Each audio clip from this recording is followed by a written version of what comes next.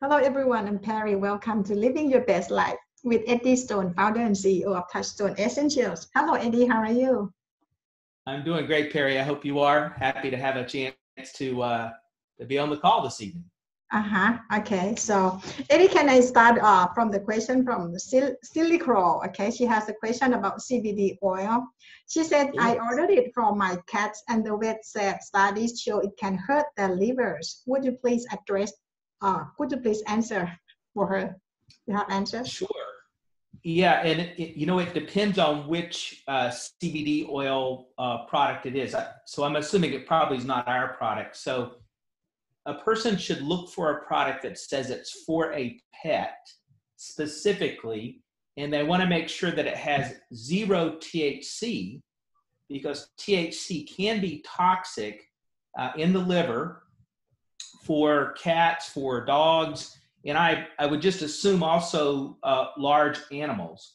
And so very specifically from the research that we've read, the veterinarian researchers that we've talked to, pets should not use CBD oil that contains THC. So for that reason, our pet product is 0 THC.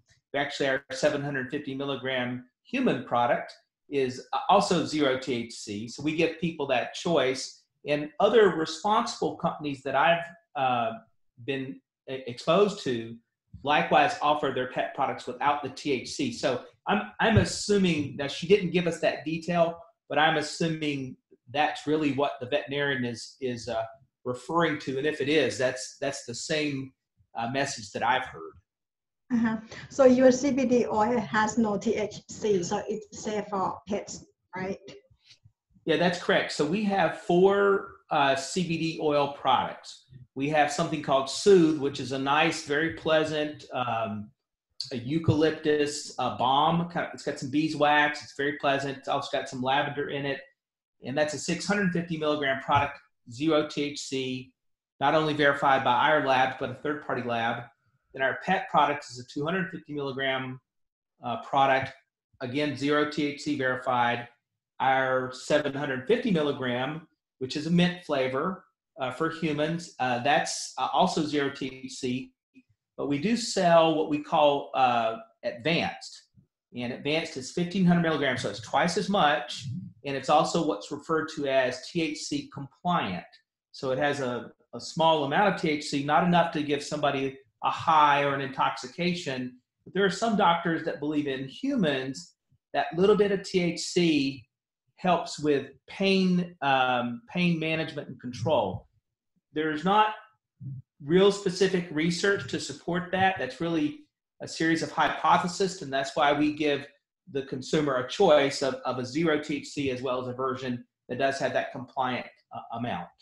One is referred to as a broad spectrum because it has everything but the THC, and the other is referred to as a full spectrum because it does have that minimal compliant amount of THC.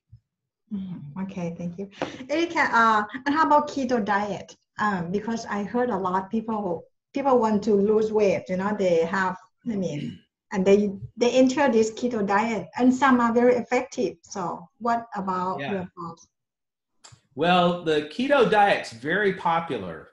I have some friends that are on the keto diet too. And the keto diet's not new. It's formerly, years and years ago in the US, they referred to it as the Atkins diet.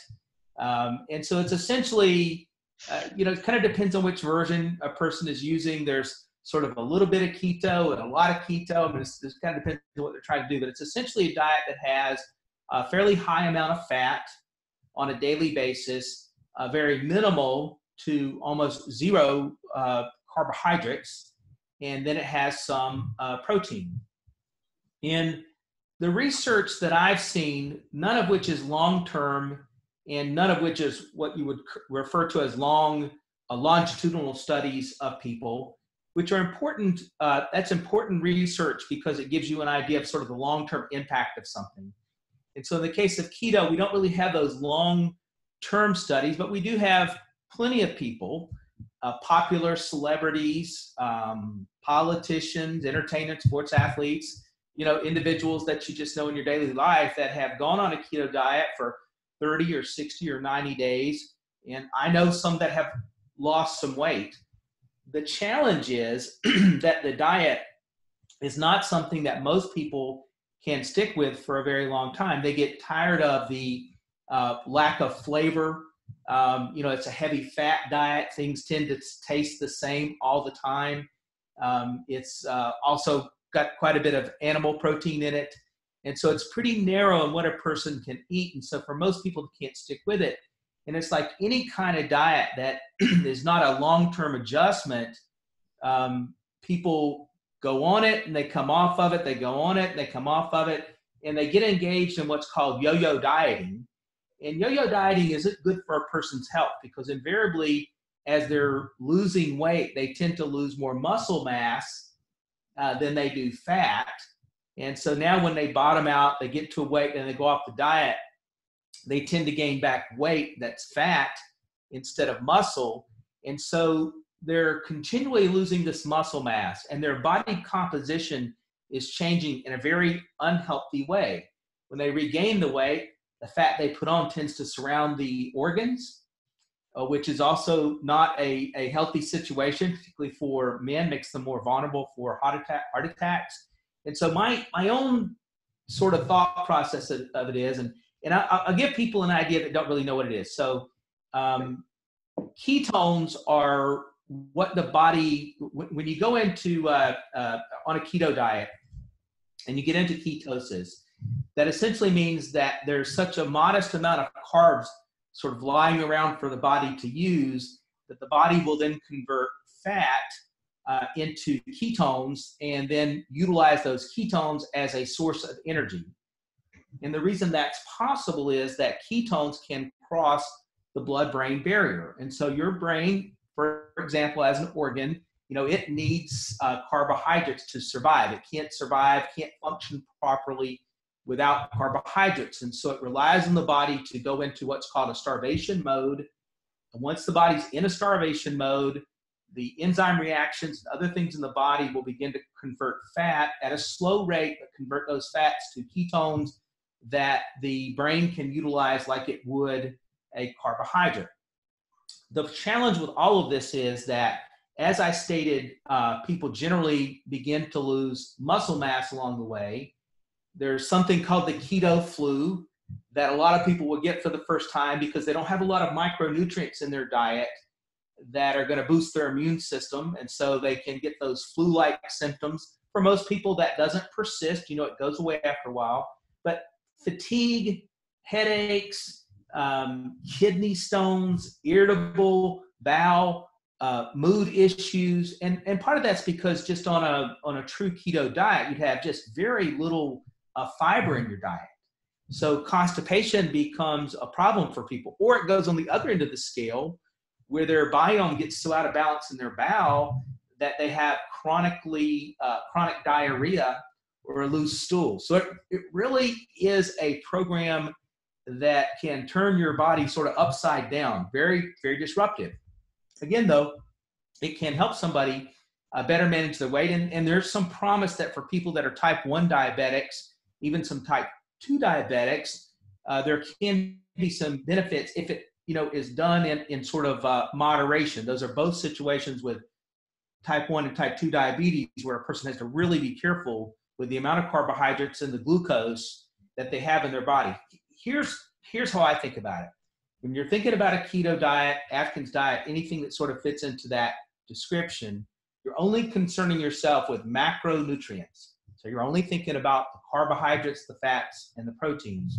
And there's no question we can sort of fool our body, trick our body into weight loss and some other things by playing around with that. But what it ignores are micronutrients that are needed for the function of your immune system, your digestive system, long-term cellular repair, anti-aging, all of these things. Because essentially the micronutrients that you find in fresh fruits and vegetables are absent from that diet.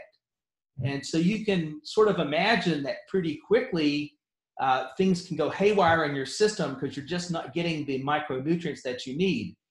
The challenge for people that say, well, I lost some weight, so that's good enough. And fair enough for somebody that's got health issues, maybe blood pressure issues and other things because of their weight. Maybe this is a a temporary way to jumpstart their weight loss that makes a lot of sense. But long term, you've got to have those micronutrients for full health, to sort of have an anti-aging, fight free radical damage, and have a proper functioning immune system. So I'm not a big fan, Perry, because I believe in thinking about long term. And when someone says diet to me, it's not a temporary word. I want to think about diet and the diet that I have day in and day out, and what adjustments do I need to make to my diet to reach my long-term health goals. Maybe that's to be fitter, sleep better control my weight, whatever happens to be. And that can be accomplished for most people if they just simply push away ultra-processed food, fast foods, things of that kind, because those are the really high sugar, high carb, high glycemic index, starchy foods that make people fat and unhealthy in sort of a different way than just the keto diet. And so I'm more inclined to say, hey, instead of just trying to do it all overnight or all in 30 days, let's think about a long-term plan that you can stick with and enjoy, so you're not on a yo-yo and you're also conscientious of what's the long-term impact of what I'm doing. So for those that are on keto, and you're having results, I'm not trying to get in the way of what you're doing there, but I do ask that people think more long-term about the impact of just denying their body these micronutrients, including fiber, that's necessary for proper function of your human biome, which ultimately is a big measure of how healthy you're going to be, is how healthy your biome is. I think it's about eating habits. If we can change, if people can change eating habits, because we get used to, like, we have sweet tongues, Yeah.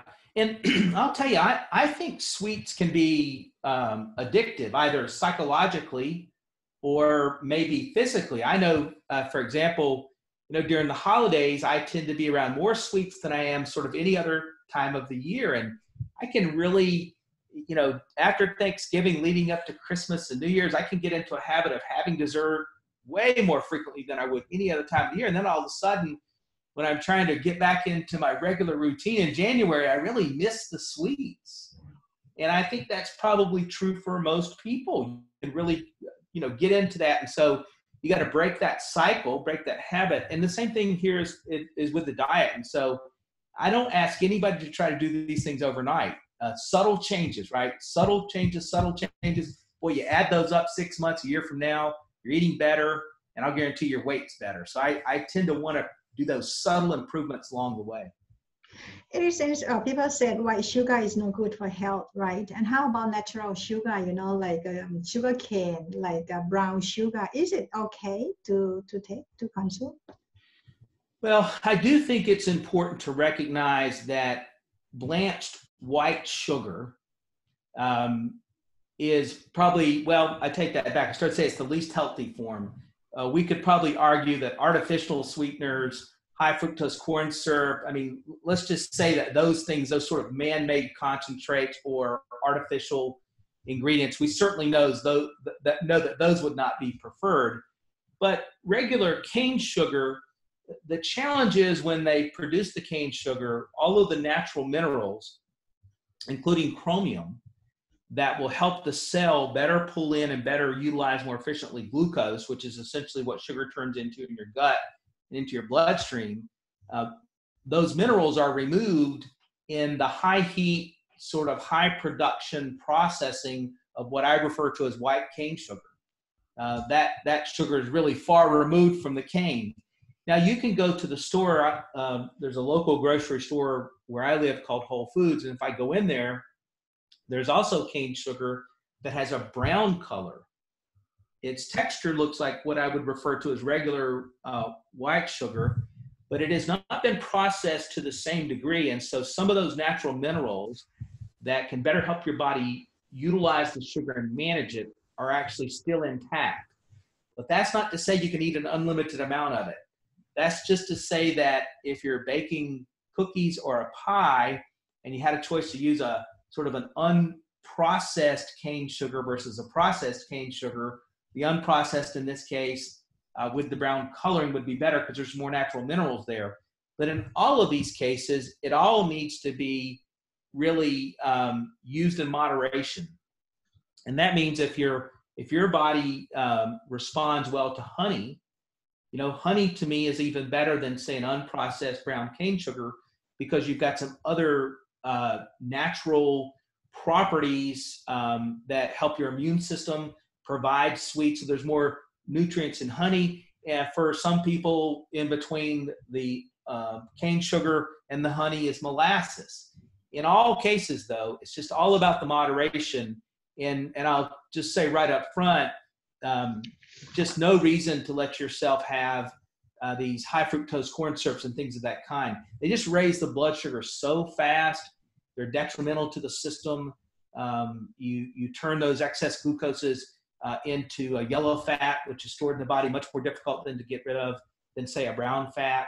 And so in all cases, I think sugar's, dessert, right? When I grew up, I used to think of dessert as something you didn't have every day. And unfortunately, when you look around, let's say, for example, if you go to Starbucks, and I go to Starbucks, I like it just like anybody else does. But if you look at the drinks people are getting, mocha frappuccino with whip or whatever, whatever the title happens to be, that probably has as much calorically, as many calories, and as much sugar as you might think of an old-fashioned chocolate milkshake. And people are having one of those at breakfast, and so that's how they start their day. They're having one of those at lunch. I mean, let's say, for example, you got one of these mocha frappuccinos or whatever, maybe it's 800-900 calories. I don't know how much sugar, probably 100 grams plus of sugar. And then they're also having it with a muffin or a scone or some type of bread. And so they've just loaded up their day, perhaps unintentionally, with just so much sugar. And so their blood sugar is really going to spike up. And their body may or may not have a real easy ability to manage that. One of the things that I've learned, because diabetes is something that I pay attention to, there's some history of diabetes in my family, so it's something that I need to pay attention to. And I think for most people that's true. Most people that are walking around in the U.S., now I don't know what the numbers would be in Thailand, but most people walking around the U.S., about 85% of our population has some insulin insensitivity. They're insulin resistance, sort of the proper way to refer to it. And you can tell because they're not lean. And then about 15% of our population, just genetically, they're just very lean individuals, men and women, and they have no problem with insulin resistance. They're highly sensitive. Well, if you're already insulin resistant and then your diet contains these mocha frappuccinos or lots of muffins or starchy foods or desserts, then you're going to put on weight and you're a candidate for a metabolic disorder. And generally we refer to that as type 2 diabetes. And then a whole cascade of other bad things are going to happen. Cholesterol problems, fatty liver, all these things come from it. Here's the good news about that. Because it's a big problem for most people. It's almost 100% can be controlled with lifestyle. So less processed food, less sugar, and some exercise, and probably some stress management. A lot of people eat because they're stressed. And people can get a real handle, a real control on it. But I won't deny that it requires some discipline and some education. So hopefully people acquire some education watching our little pieces here on YouTube, but poke around other parts of the internet.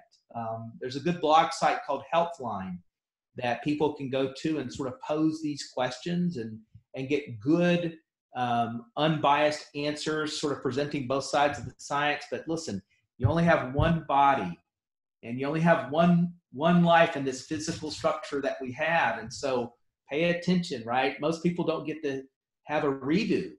And so it's important to be precious and careful with your body. And then I say to people that are like, the heck with it, then remember, there's probably a young person in your life, if it's not your kids, somebody else's kids, or somebody looks up to you that's paying attention to what you do, and that's where they're going to form their habits from. So if you don't want to do it for yourself, then do it for your example for other people. I mean, this is a big deal to think about. Mm-hmm. Yeah, like drinking coffee and with the snacks, muffins become here lifestyle too. Thai people, I think they do that almost every day. Even my sisters drink coffee, from Starbucks, take cake, a cup of cake, stuff like that, every single day. Like they have to take You know, I don't know why. Addicted to. You know, it's a habit, right? And it would be okay if it was just on an occasion, but every day. And the other thing is, it's expensive. You know, a Yeah. person can very easily spend $3, $4, $5 on one of these drinks plus a muffin. Next thing you know, they've had a little snack stop at Starbucks and spent $10. And if they have a budget for that, then that's okay. But that's an expensive lifestyle. Yeah, I mean, I noticed before, Eddie, when we eat sweet, you know, we always like want to eat more, you know, like there is a system of sugar, you know, to work in our body to craft more sweet. And then we eat a lot more. If you Yeah, stop that's right. So as the sugar goes up and then your body takes the sugar down, then your body wants more sugar, right? So it's almost like a roller coaster. uh-huh. But I have to admit, it's not easy to stop eating sugar, but everybody should, you know, limit the sweet Yeah. in their food and in daily At life. least limit, maybe not cut it off completely, but at least moderation. Okay. Okay, Eddie, and how about you today? What will you bring us today? Well, you know, Perry, I thought I would continue in our sort of discussion about energy, energy production. And in this case, we're primarily talking about fossil fuels. And I'm certainly recognize that we need fossil fuels for certain things in our lives, but we probably don't need as much as we're utilizing. We could probably really, for the long-term benefit of ourselves and our kids and where we live, trying to think about alternative sources of energy that are renewable is something to think about. Let's sort of set that discussion aside and talk about for a moment coal ash. And particularly, we talked, our last call, we talked about strip mining on the tops of mountains, all to get coal. And sort of the mining process and the industrial explosions and other things they're doing there that can cause problems. We talked about putting heavy metals, environmental pollutants in streams. Well, here's another side of that. After coal has been mined and coal has been burned in a power plant, to produce energy, and this is happening all over the world. Probably the poorer an economy, the more likely they are to use coal or perhaps even fuel oil. When you burn coal, not only is there pollution that's going up into the air, but it's also having an impact on the earth itself and groundwater because of something called coal ash. There was an environmental project led by the Environmental Integrity Project Group that found 91% of U.S. coal-fired plants were actually contaminating the groundwater supply in the surrounding area with toxins that are quite disturbing. In some cases, the amount of toxins being sort of pushed out into the water table in the surrounding areas were 100 times greater than the EPA's limit for safe levels, right? So we're talking about really massive sets of issues. In my state where I live, North Carolina, here in the U.S., we had a series of floods a couple of years ago, and they caused coal ash ponds or dams to actually break, and so it spilled into the waterway.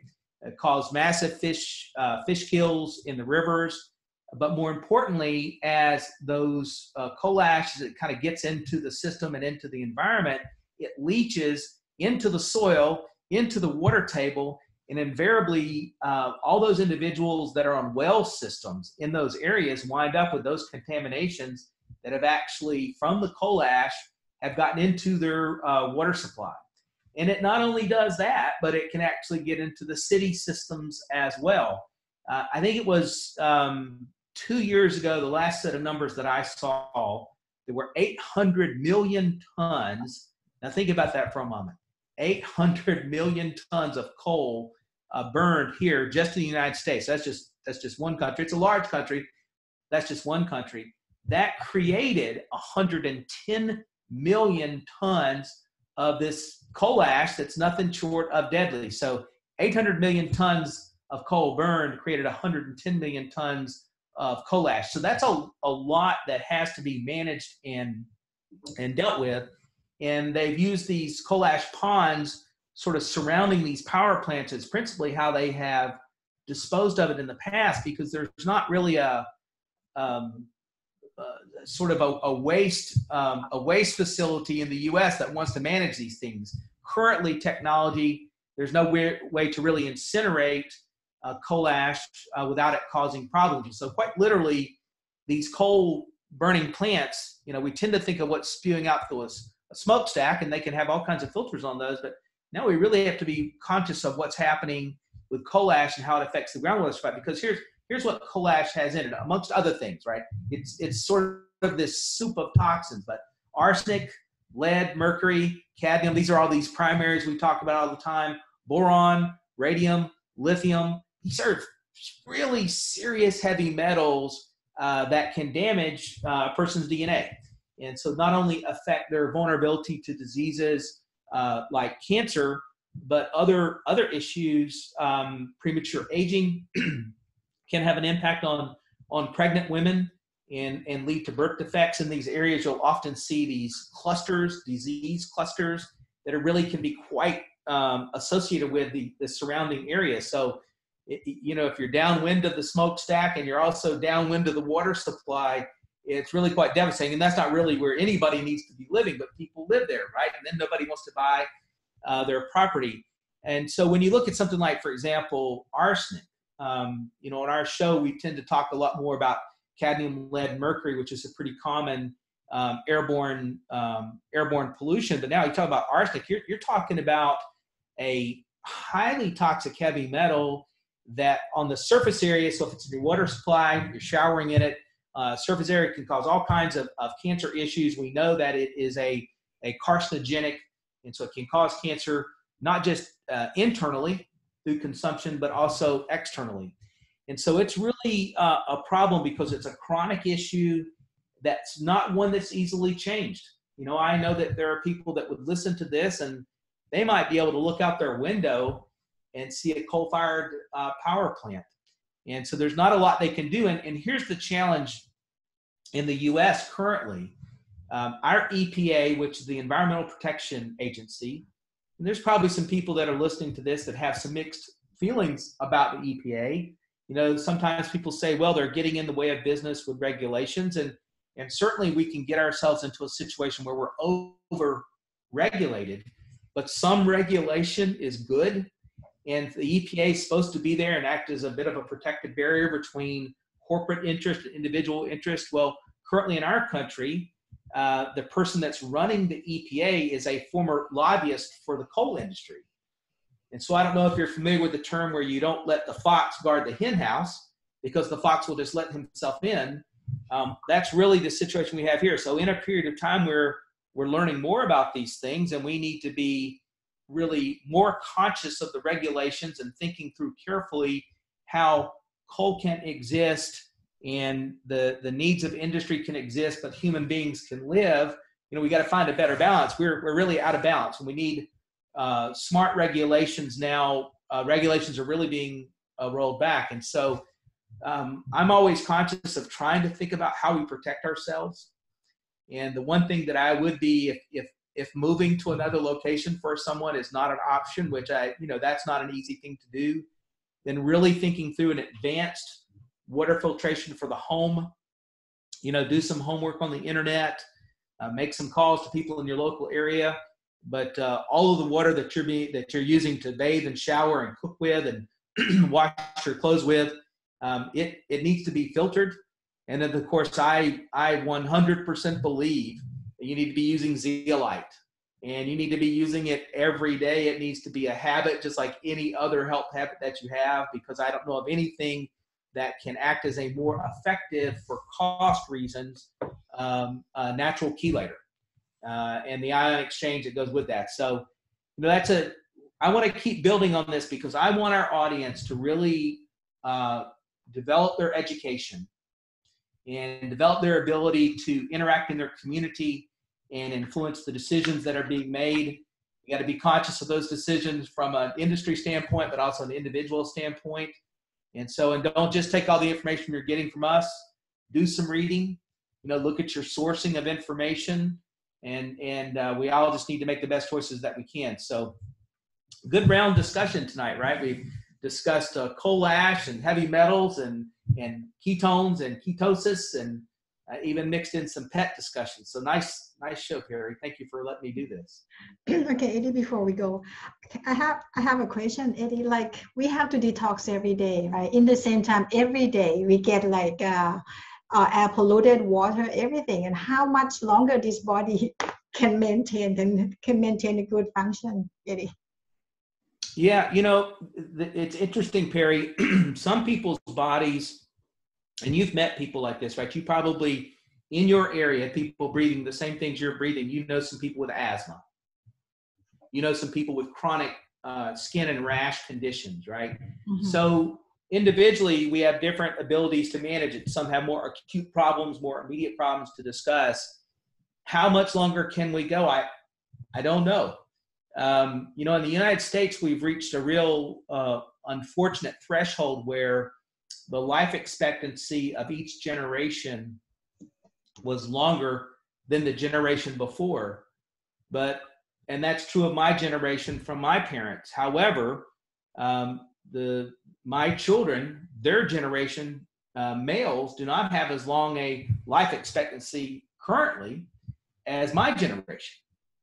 And of course, that's not a good legacy, right?